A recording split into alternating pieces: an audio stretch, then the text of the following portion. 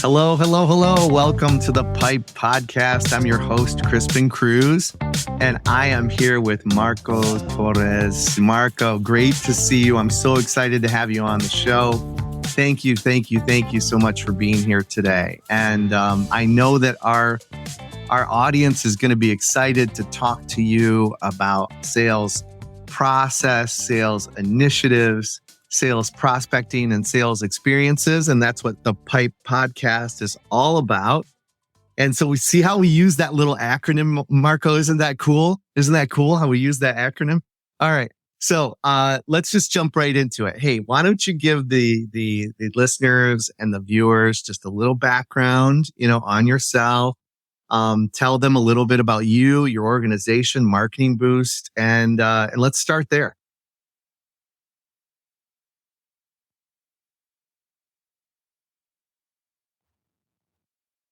Oh, you're on mute, Marco. You're on mute. There you go. Did it come up? Yeah, now I got it. See, I always thought, I've told my producer this many times. I said, I should have, like right at the onset of COVID, I should have came out with these T-shirts that say "You're on mute." Like, it would have been. I'd probably be retired now. I'd literally be laying on the beach collecting 20% of all my T-shirt sales. So right now I've got you. But you've heard the question, so let's jump into it. Let's go. Well, thank you for having me first on your show. I appreciate that. I want to apologize to everybody watching this. If you're watching it live, we're upcoming with a little bit of a delay. I'm in Puerto Rico right now, on the west side of Puerto Rico, in an area called Rincon. It's a surfing area. And I'm just revisiting my roots here. I grew up in Puerto Rico. I'm not Puerto Rican. I'm actually Mexican, but grew up in Puerto Rico. I haven't been back in a couple of decades to these areas of the island. So I'm bouncing around, and I flew to Culebra and then a little island off Puerto Rico. So I've been over here for going on 3 weeks, just bouncing around, living the laptop lifestyle.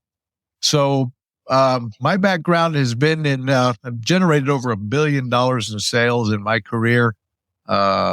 Been with online marketing. I've been an online marketer since 1996. So I was a very early adapter and getting involved in internet marketing. I watched the whole thing evolve. So been around since before Facebook, before Google, before, back in the days of AOL.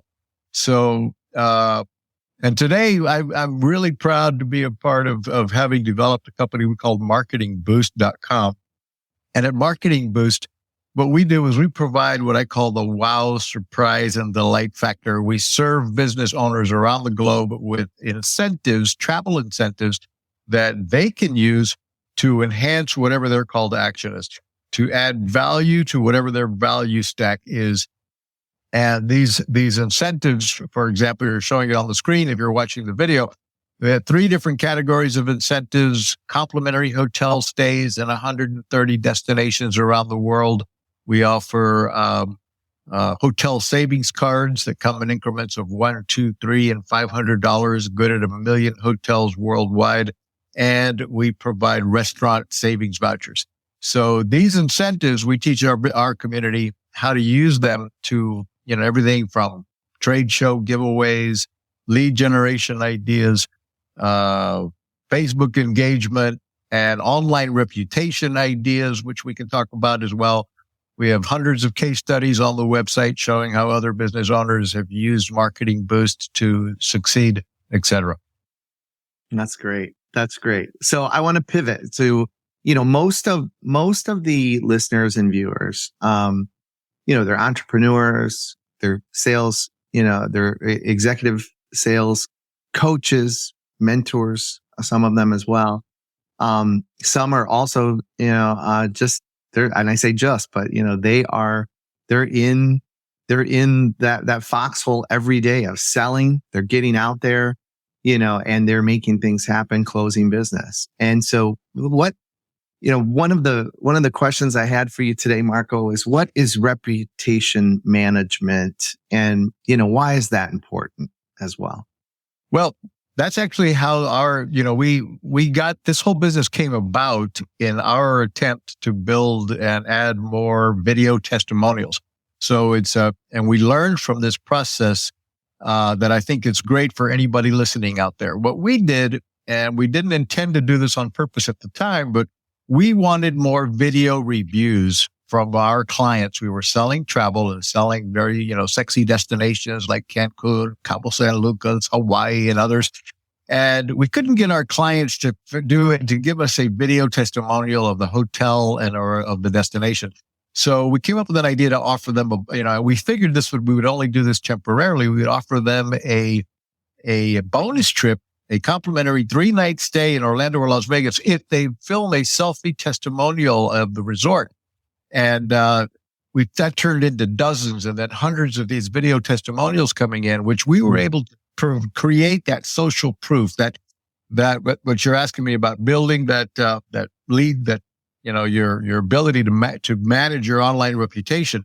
And so we were generating all these video testimonials, plugging them all over our website, using them in our Facebook ads, using them in our YouTube ads and our TV ads. And these were all that social proof that we needed. But the key to this was the following, and anybody can implement this regardless of whether you use Marketing Boost or not. We would do a survey when we felt our client, we expected them to be at their peak of happiness, which in our case was the day after they checked into the hotel. So we would send them a survey, an email, a text message saying, hey, how are we living up to your expectations? How is this hotel? How has our service been so far? Give us a rating of 1 to 5.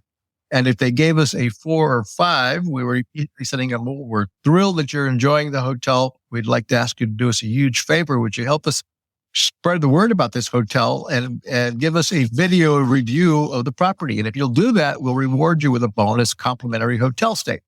Boom, hundreds of these were coming in. But the key was this in managing the reputation. If they gave us a 1, 2, or 3-star rating, if they had a complaint about something, well, now we had the opportunity to hear about it directly from the client before they went and posted a negative review. Now we were in the position to let them vent with us and us possibly do what we could to fix the problem, help, call the hotel, help them solve whatever the problem might have been. And then we could go back and ask them for a review again. So we were constantly soliciting the reviews and allowing the client who might not be happy to vent with us, and we have a chance to fix it. And if they were 4 and 5, we were soliciting them to post reviews. So we were managing by daily getting, dozens and dozens of positive reviews being posted on third-party websites. And the other thing we would do, Chris, is we would, and I recommend people do this, is we would throttle them or filter them by sending these clients different links.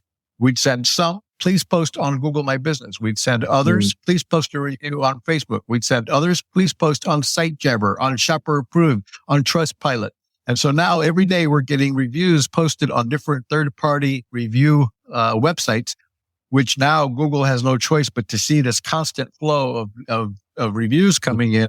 And when people search our brand name, boom, we're popping up with reviews from Trustpilot, SiteJabber, Shopper Approved, Google My Business, Facebook, and bam, you're managing and controlling your reputation. And then the incentive. So that's how, again, we're back to the business. With those reviews coming in, they were expensive to fulfill. So we're like, okay, we had to turn off that campaign of giving them a complimentary hotel stay. But we didn't really want to because it was working so well. So we went back to our hotel partners and said, hey, what can we, and we can tell that story next if you allow me. But it turned into what Marketing Boost is today. We went back to these hotel partners and said, look, you've got a problem. We think we can solve it. Let's be honest. Your hotel's never full year round. You have, 70% of your room, 30, 40, 50% of your rooms go empty of the hotel. And we can put some warm bodies in these hotels, couples, families, individuals. They'll spend money at the restaurant, the bar, the spa, the casino, the gift shop, the excursion desk. They'll book extra nights. They'll upgrade room types. And they agreed. And so now we were able to fulfill those trips we were giving away. And then we thought, if you just imagine if we had hundreds of hotels instead of just Orlando and Vegas, we'd have a whole new business. And eventually that's what became marketingboost.com. By solving a problem for ourselves, we came up with a solution for business owners now around the world to have access to these incentives that they can use from everything to helping manage their online reputation.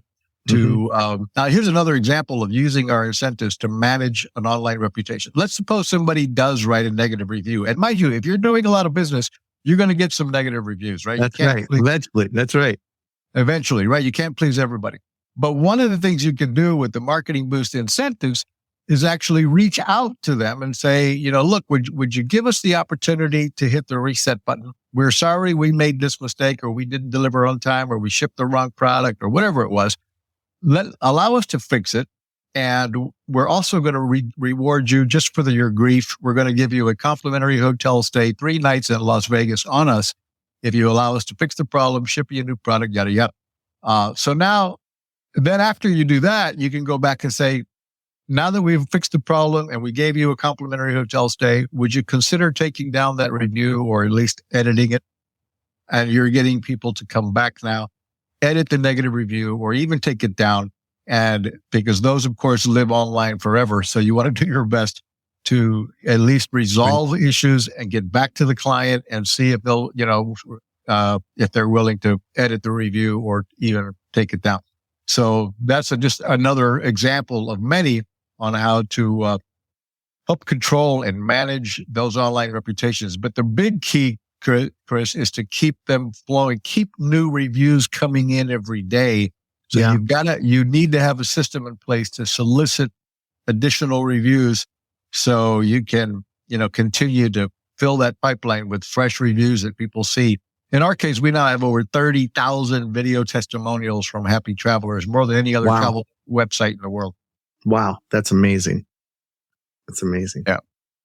So, when reputation, it's all so connected, right, Marco? I mean, reputation, brand awareness. I mean, all of these things that businesses, business owners, entrepreneurs, that they try to do to stay active, in that market.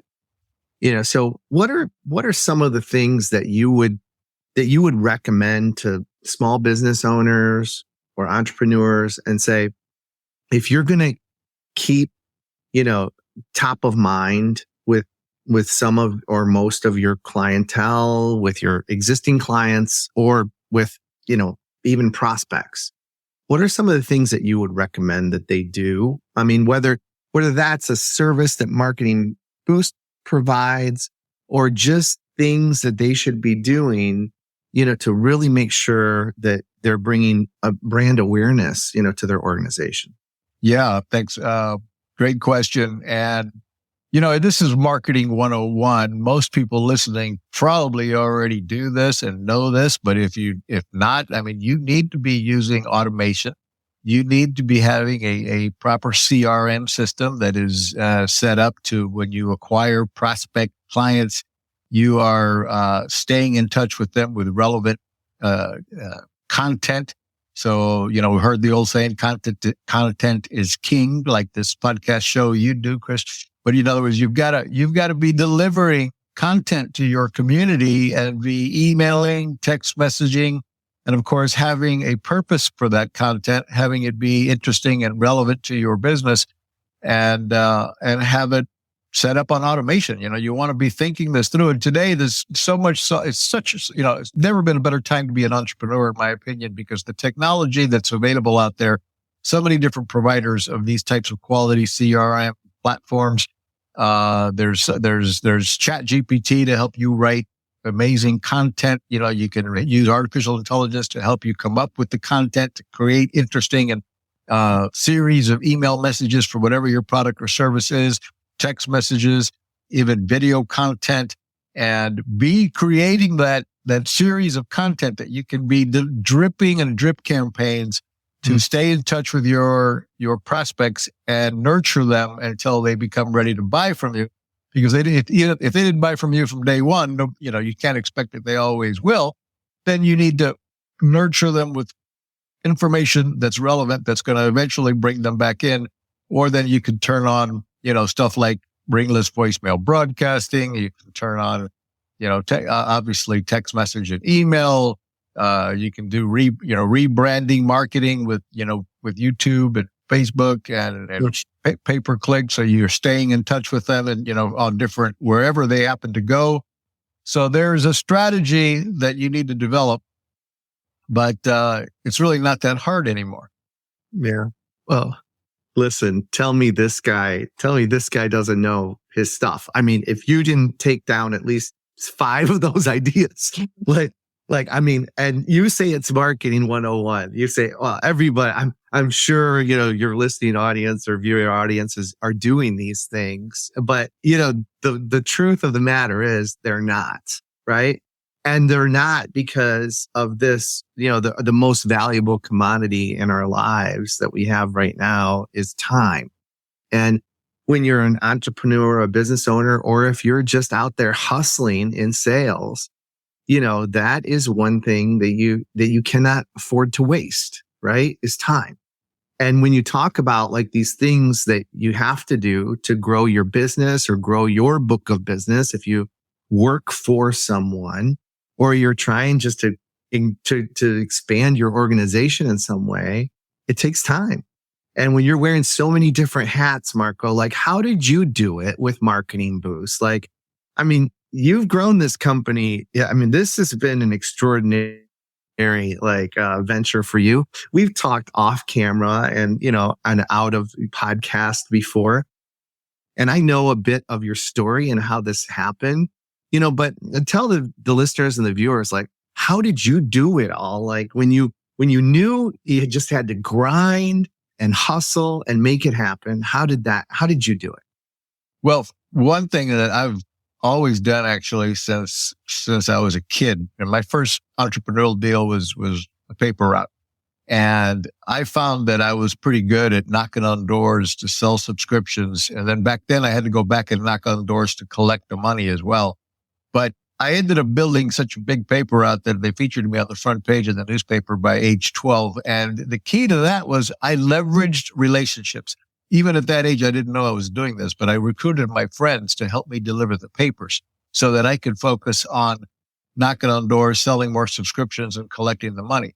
And when it came to Marketing Boost, for example, I've almost always had business partners and leveraged a relationship. So when we launched our travel company in 2010, actually, our first travel company, we launched together as partners. I leveraged relationships. This was right after 2008, and I had lost everything, by the way, in 2008, 2009. It was like, whoa, start over in my mid 40s, late 40s, and literally saw everything back, go up in smoke. I joke about it now, saying I had one of my most successful sales years ever. I mean, I sold my house, I sold my cars, I sold my boat, I sold my motorcycle. It was a great sales year, but it wasn't it wasn't fun. Selling everything. And anyway, in 2010, I started over with some business partners, and none of us could afford to hire each other. But we all had capital. Our capital was our minds. We knew how to come back and build it again. And so we partnered together and we conquered and divide and conquered was the strategy.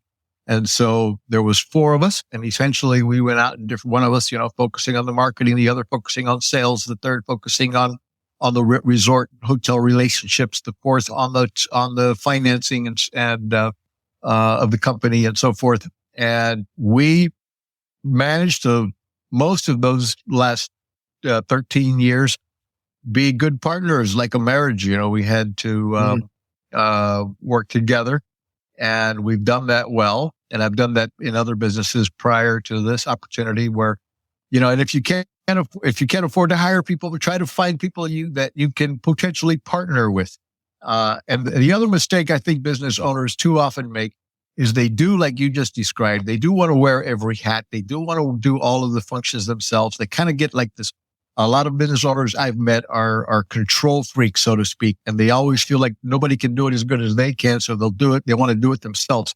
So they want to build the website. They want to write the emails. They want to do everything, and they want to do the sales, and they want to do the marketing. And if you think small, you're going to stay small. So you do need to, and in today's world is another good reason to be an entrepreneur today. It's never been easier to outsource expertise. It's never been easier to find experts, whether they be in your backyard or on the other side of the world, that you can hire affordably to help you get more done. And the key is build a team of people around you that are smarter at you than things that you're not necessarily great at. personally, I'm not good at technology. At my age, I'm a little, even though I've been an early adapter, I've always found people to help me with the coding and the writing and the building of the technology of the website and the setting up of the automation workflows. And shoot, I don't want to learn all that stuff. Right. So I need it done, and I know what needs to be done as the leader, but I need to hire people around me that can handle all the minute details to make everything work. And that's what you need to do as an entrepreneur as well.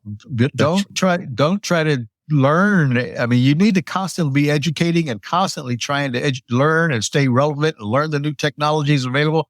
But it doesn't mean you need to be the expert at them. You need to know what the technology can do for you, and then hire somebody to help you implement it all and put it to work, so that then you're making money while you sleep. That's great.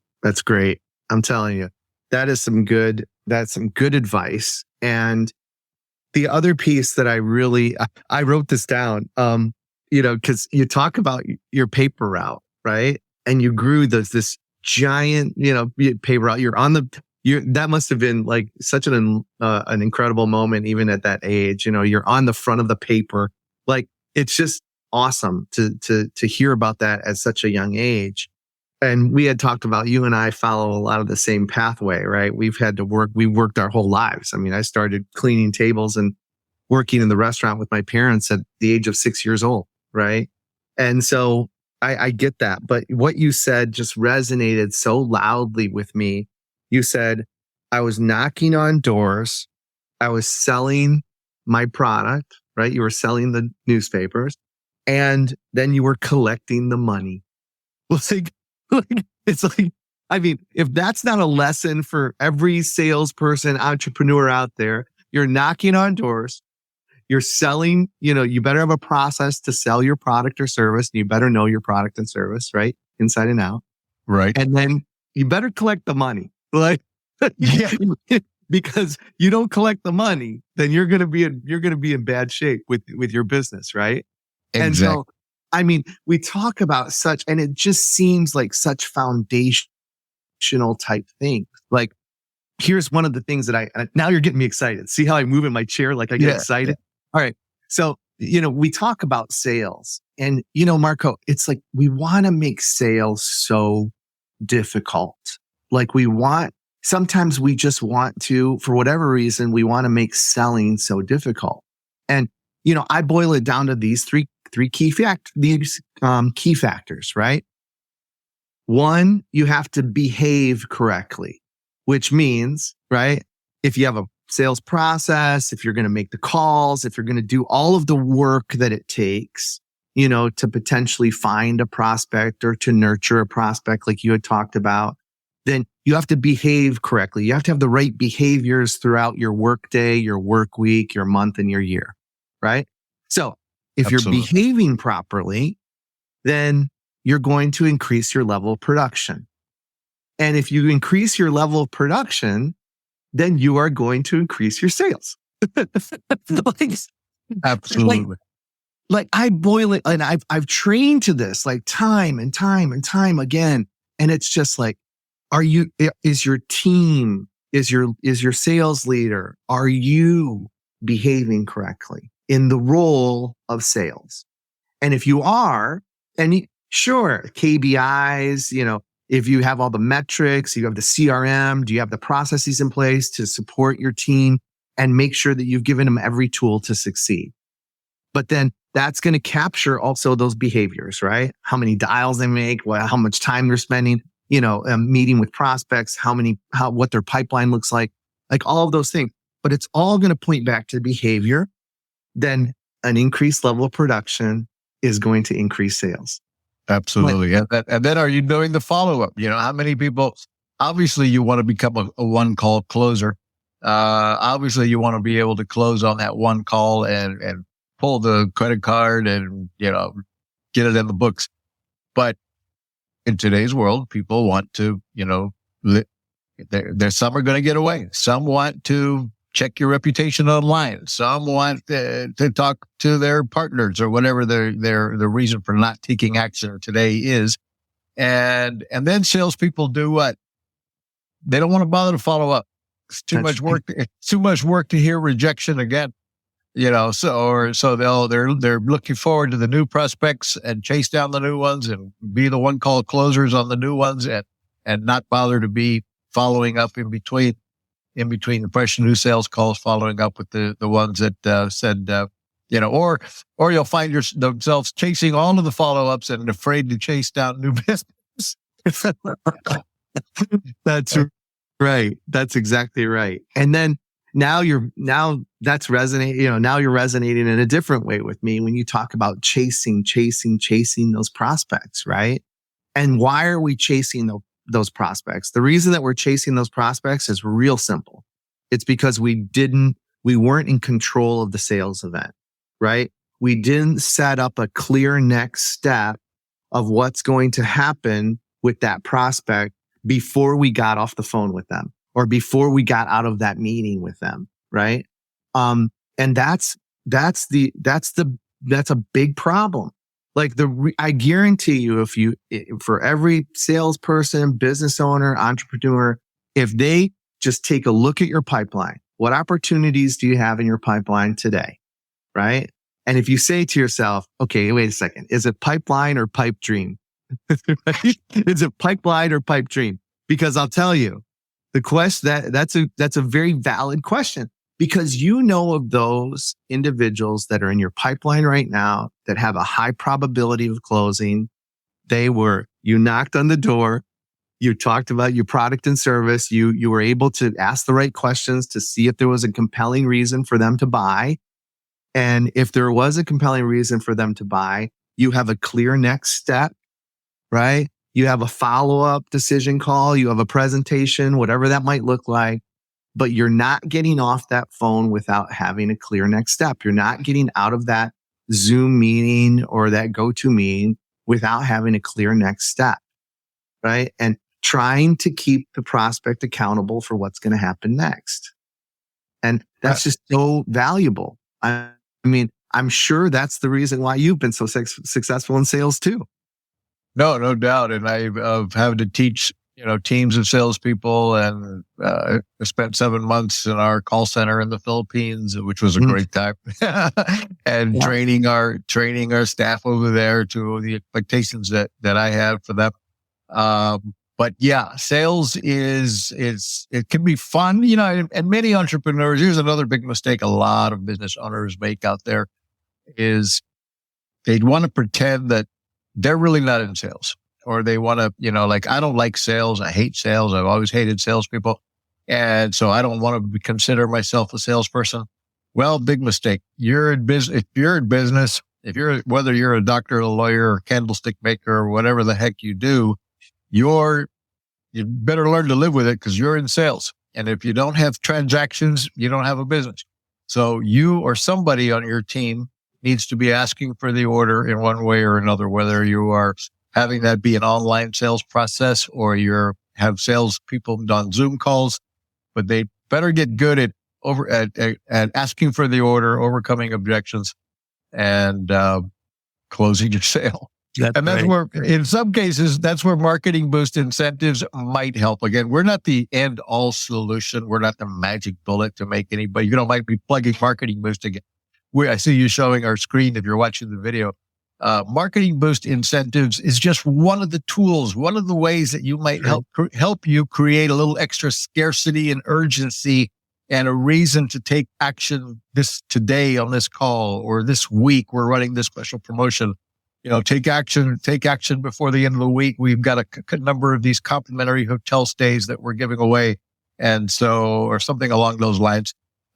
We have hundreds of our community members that use the marketing boost incentives to get folks to show up for a Zoom call. I mean, just imagine if you've got a big sales team, or even if it's just yourself, if you offer an incentive to book an appointment for a no obligation phone call with you, and then they book that call. Now you have, with your automation, you might be sending them a series of messages to say, hey, don't forget our meeting on Tuesday at 4:00. If you show up on time for the meeting, I'm going to reward you with a $200 hotel savings card just for showing up. We think your time is super valuable. We think ours is as well. So we want to reward you with this hotel savings card just for showing up. And then boom, now you've got maybe more, eliminating two problems. One, you're getting more bookings. Two, you're eliminating no-shows. What would that do for yourself or for your sales team?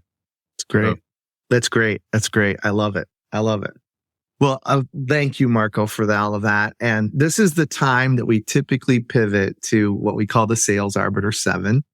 And so I ask you 7 questions, and it's based on our friend, James Lipton from Inside the Actor Studio, if you remember James Lipton.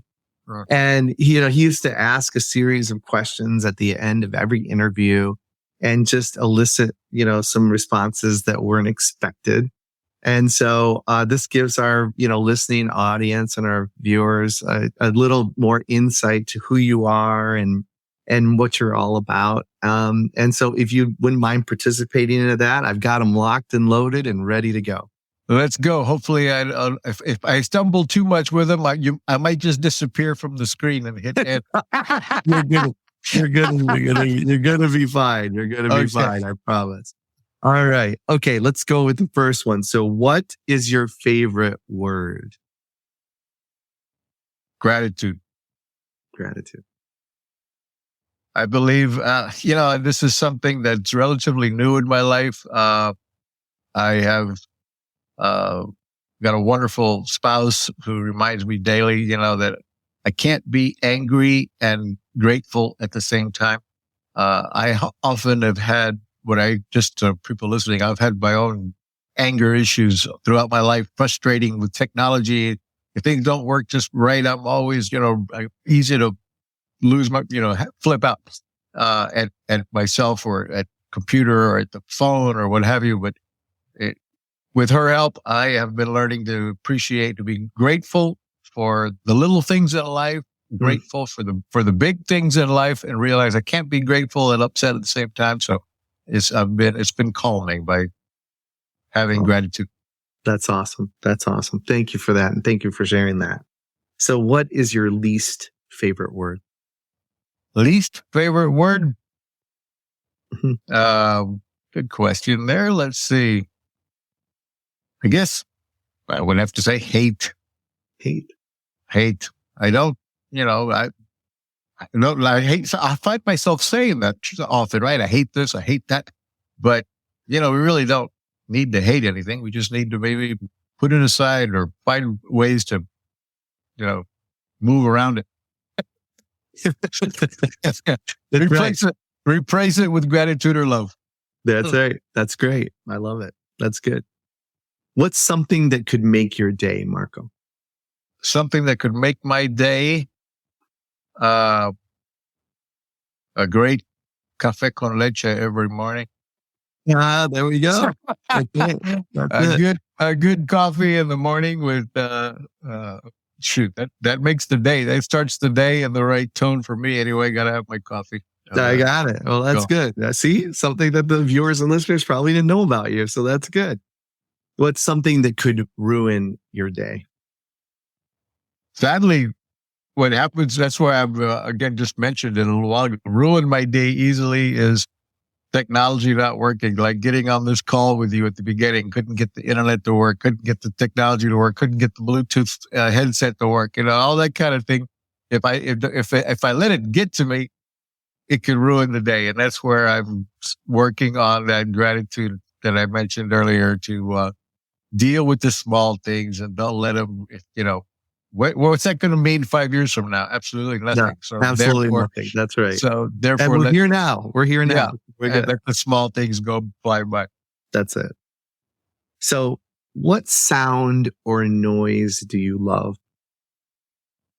The sound of ocean waves crashing on the beach is one of my all-time favorites. I've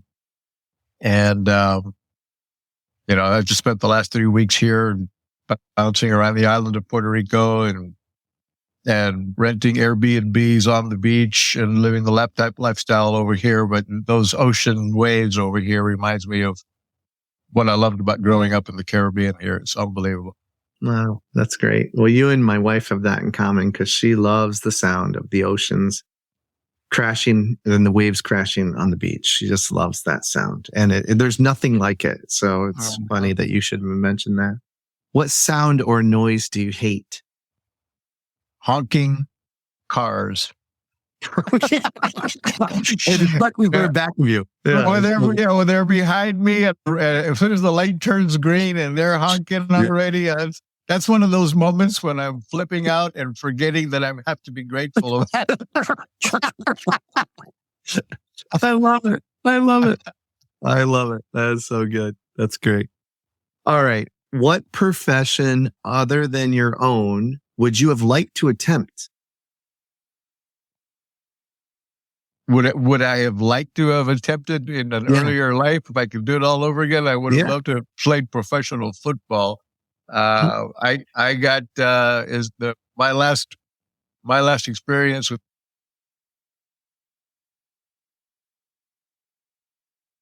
was the time of my life. What I learned in football in high school and middle school and pee-wee football, the teamwork, the camaraderie, I was too small of an individual to make it onto college ball or NFL, but boy, that would have been that if I had, a magic wand, I'd go back and put a few extra pounds on and grow a few inches taller and maybe play some football. And you love that sport. You love that sport. I love it. Yeah. That's great. That's great. All right. So let's tell people, how do they find you, Marco? How do they find you? What's the best way for them to contact you? If they want to, they want to get people, they want people to come and talk to you about Marketing Boost and how you can help them with that solution. Yeah, or maybe they just want to have a conversation with you and just say, hey, I need to talk to another, great businessman, business owner, entrepreneur. How do they find you? What's the best way? You've got it up on the screen right now. You can go to marketingboost.com or you can go to marketingboostsolutions.com, marketingboostsolutions.com, where we also show a number of other products and services that we offer that enhance the Marketing Boost, the travel incentives. We do provide, as upgrades, the automation and a number of artificial intelligence tools to help build your business over and above just incentives. So marketingboostsolutions.com. We have a free Facebook group also with over 30,000 entrepreneurs on the Marketing Boost official Facebook group. And we're there to help. We're here to help and teach you. In this group, for example, it's free to join. There's over 30,000 entrepreneurs. Many of them share ideas on what's working for them, how they're using incentives. We put on trainings as well. And we have our own podcasts where we have expert interview guests like you, where we're teaching folks how to grow and build their business. That's great. That's great. Well, listen, those that are watching and viewing, if you need help in that area, this is the guy. He knows his stuff. He's been around and he has helped thousands of businesses, grow and help them to figure out, what's next and where they're going next. And so I'm so glad to have had you on today, Marco. Thank you so much for being a part of this. And it means the world to me. And so I always close every show like this. And I tell our listeners and our viewers, keep selling and have fun doing it. Thanks again for being on today. Thank you. It's great to be here.